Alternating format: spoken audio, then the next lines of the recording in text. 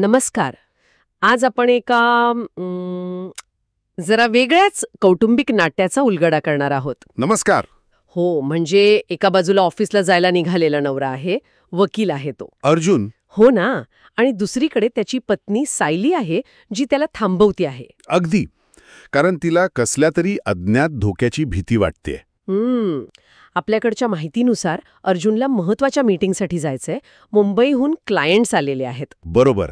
म्हणजे व्यावसायिकदृष्ट्या ती मीटिंग खूप महत्वाची आहे त्याच्यासाठी. पण सायली ऐकायलाच तयार नाही. ती त्याला घरातून बाहेर पडू देत नाहीये. इतकंच नाही तर वडील, पूर्णाजी, सहकारी चैतन्य हे सगळेच यात ओढले गेलेत असं दिसते. अगदी. तर आजच्या चर्चेत आपण फक्त काय घडलं हे नाही बघणार आहोत. नाही. तर त्यामागची कारणं, म्हणजे नवरा बायकोतला हा तणाव का वाढला, सायलीच्या वागण्यामागची भीती किती खोल होती. आणि अर्जुनने जो मार्ग निवडला तो का निवडला याचं विश्लेषण करूया. बरोबर. प्रेम, काळजी आणि भीती या भावना कशा गुंतलेल्या आहेत ते पाहूया. तर सुरुवात होते अर्जुनच्या ऑफिसला जायच्या तयारीने.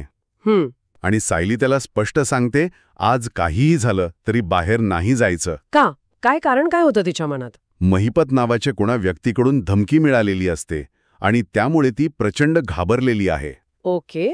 अर्जुनने समजावलं असेल ना तिला की बाबा क्लायंट्सना घरी नाही बोलावू शकत वगैरे? हो, नक्कीच प्रयत्न केला असणार.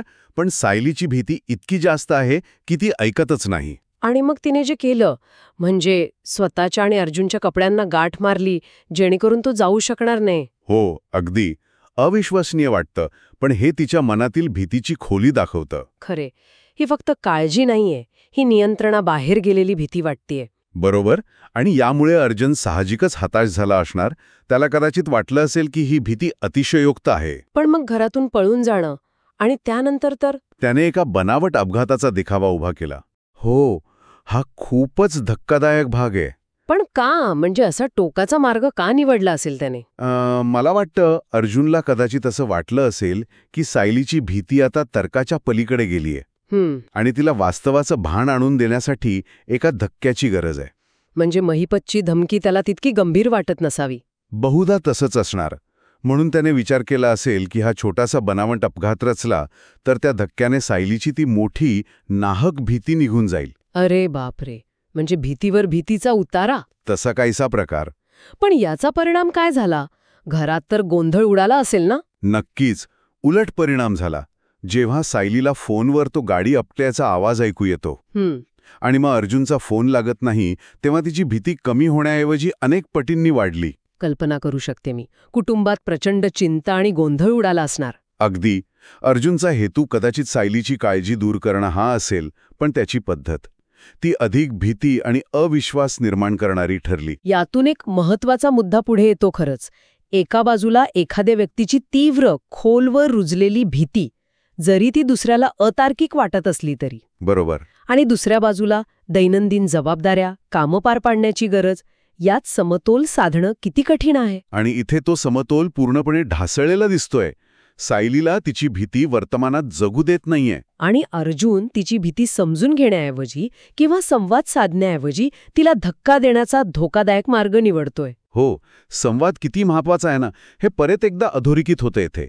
कदाचित बोलण्याने काहीतरी मार्ग निघाला असता. आपण पाहिलं की महिपतच्या धमकीमुळे सायलीच्या मनात जी भीती होती आणि अर्जुनला ती अनावश्यक वाटत होती, ह्याच संघर्षामधून हे सगळं घडलं.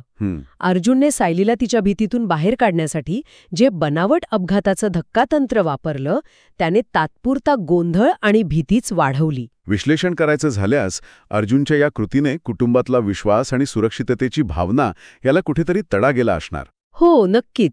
भीती हाताळताना सहानुभूती आणि संवाद हे धक्कातंत्रापेक्षा जास्त महत्वाचे आणि प्रभावी ठरू शकतात, हेच यातून दिसतंय. आणि हा विचार आपल्याला एका प्रश्नाकडे घेऊन जातो. जेव्हा एखाद्या व्यक्तीच्या मनात भीती इतकी खोलवर रुजलेली असते, तेव्हा तिला त्यातून बाहेर काढण्यासाठी असे धक्कादायक मार्ग वापरणं कितपत योग्य आहे? बरोबर. म्हणजे असे मार्ग खरंच मूळ समस्येवर उपाय करतात की आणखी नवीन समस्या निर्माण करतात? यावर विचार करायला नक्कीच वाव आहे.